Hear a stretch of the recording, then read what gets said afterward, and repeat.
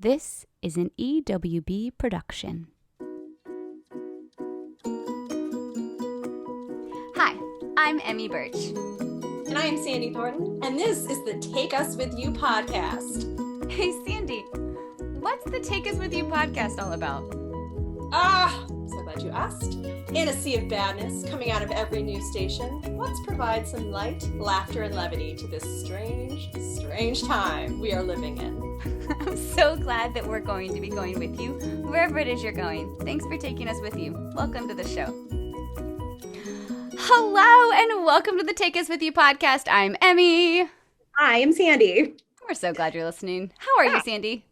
Oh, living the dream. School has begun. I can't wait to talk about some of those fun things. Well, y'all, if you're listening right now, this is going to be a mini-sode. We're going to switch roles. That's right.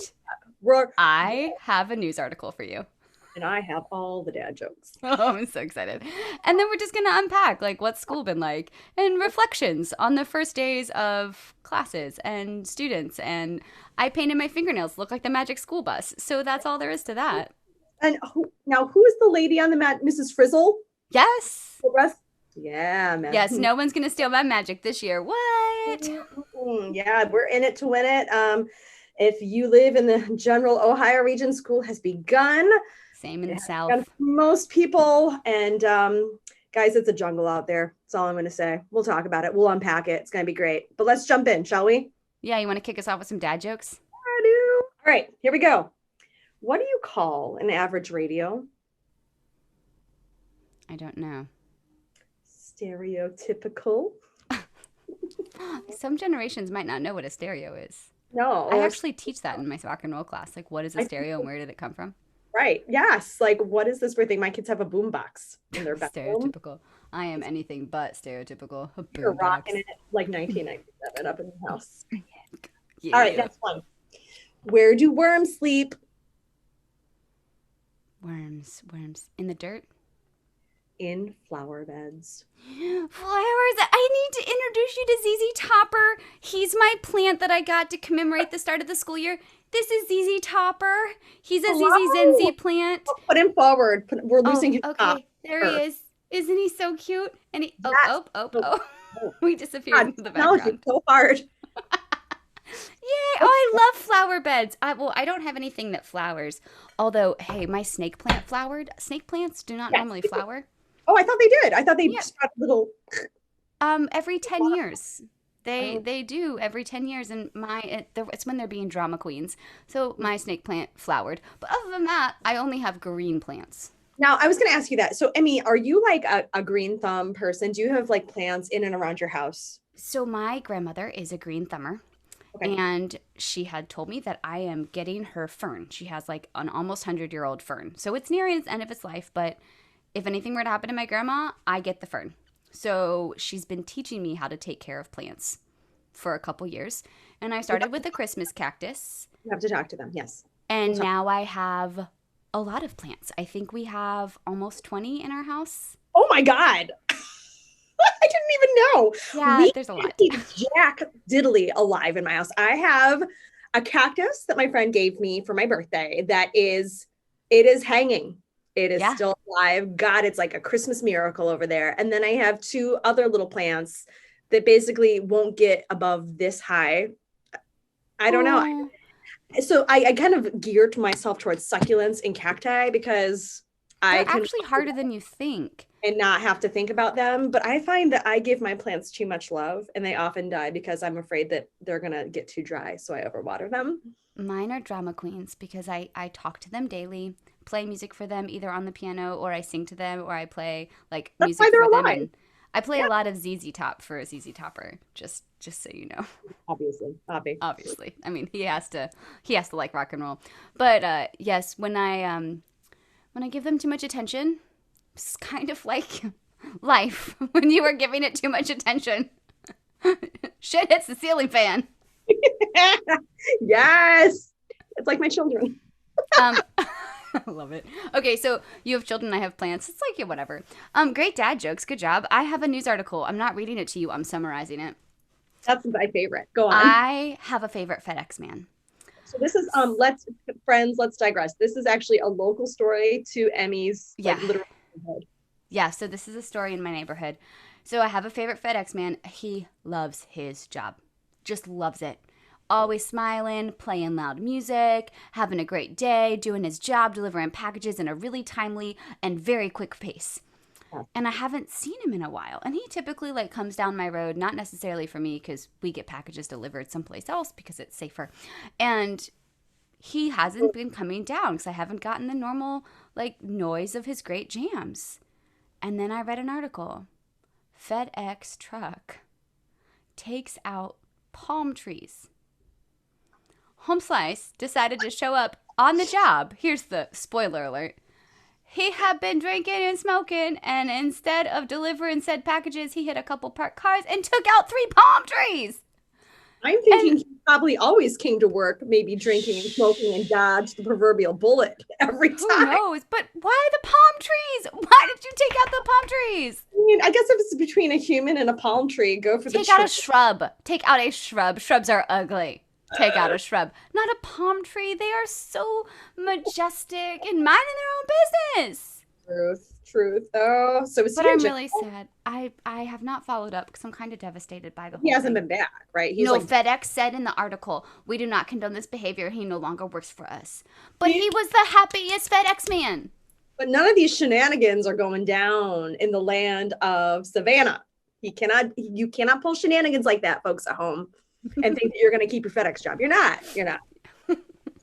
Hey, speaking of shenanigans, how's a car pickup going for you, baby girl? Y'all. Okay. We're on what day is it? Tuesday? Like, this is my 4th day of getting these kids. On day one. Now, for those of you that either don't have kids or don't know what the joy of the car pickup line is, yeah. That's me. Bless the Lord. I drive my kids to school, which is fine. Except there are no buses? There are buses, but I live 6 blocks away and it's on my way to work. So I'm like, okay fine. Oh, that's sweet. And the thing of it is like when you are in the first couple days of school, there's a lot of new families. And I'm trying to remember, like, you're a child of God, Sandy, you're a child of God. Don't be an asshole. Be a child of God.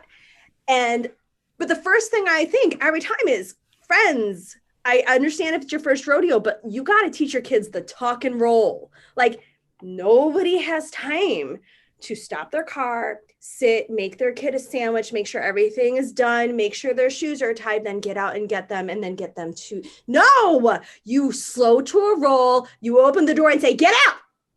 And then they have to roll out because that's how the car line works.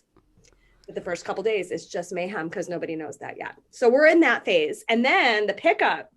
So fun, because what it is at my kids' school, like, you have to enter a certain way and then you have to drive around the parking lot and then you go to the front, and it's mainly to like get the cars off the road, and it's easier to have them circling around a parking lot than holding up traffic and ticking everybody off. Except nobody knows that. So it's just a lot of like cross cars, people getting upset, Karen's yelling, noises, horns, blah, blah, blah. But here's the kicker. You're supposed to have a sign that you hold up and put in the window, and it's supposed to say your last name. And so when the people that are working the car line see your car coming, they be like, oh, those Thornton kids. And then they walkie-talkie it in. And then my kids come running out again, slow roll, jump into the moving car and go. I forgot my sign. Day one. But like, it's the you one need multiple signs. Yeah, it's the one day I'm supposed to have it together, and I did not have it together. So that's how school's going. It's so great. We love it. Routine is great. Yeah, that is the you blessing. really make me want you never have children.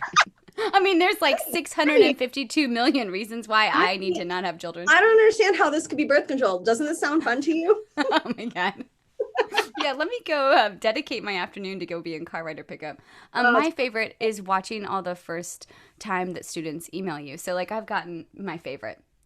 Dear Dr. Birch, I love your class. You seem like you have so much energy. I've done all my homework, but I couldn't get the bonus finished. Can you help me? I love your class. Bye. Okay, cool. And then there's exclamation point. all the exclamation points. Like, yeah, you're my people. Then you get the next email. And it looks like it's supposed to be a text. There's no capital I's. There's no periods. There's no commas. I'm not really sure. It's one big, I tried to open the quiz and I couldn't make it. We're going to... And there's typos. Of course. And I'm like, yeah, okay, so A, what class are you in? Because I teach a lot of those. Yeah, and like, can you say, dear so-and-so, thank you, my name. What do I call you when I respond to you? I don't know, because you basically texted me. So I've had like the whole gamut of messages. I still always say the same thing, like, hello so-and-so, based on whatever your email address is. Happy to help. 124. Thanks for reaching out. Yeah, right. Hello, Apple.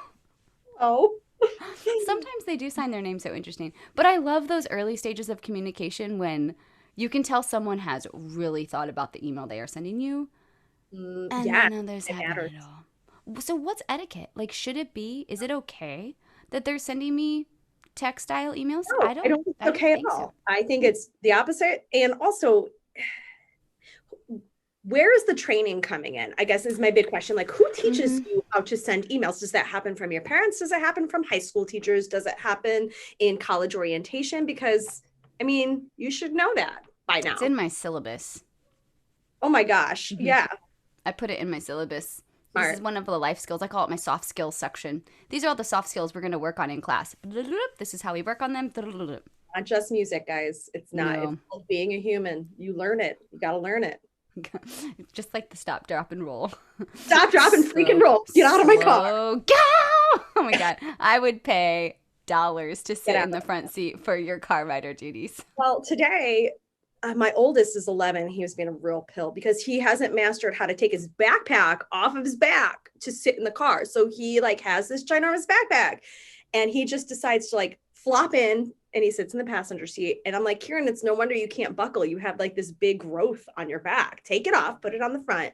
So he was being real just pissy about it and like, nah, to the point where I pulled the car over and said, would you like to walk to school today? Because we can arrange that. And then of course not, no, because we're privileged. They do it though. Like they leave the backpack on and sit with it. I guess it must be so much work to take it on and off. That's what I think. And that's what he keeps telling me. And I'm like, okay, fine. So we get to the school today. And normally I'm like, oh, kids, have a great day. I love you so much. Be kind to strangers, blah, blah, blah. Today I looked at him. I said, Kieran, I hope you have the kind of day that you deserve. And then he got out of the car. Mom of the year. Follow me for more tips, guys. Yeah. It's obviously the beginning of the year. I'm so excited to see what happens.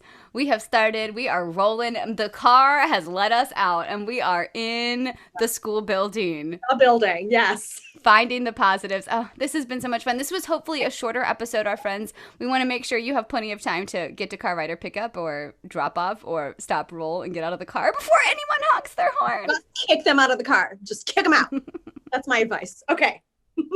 This has been great. Thank you so much for taking us with you. Bye.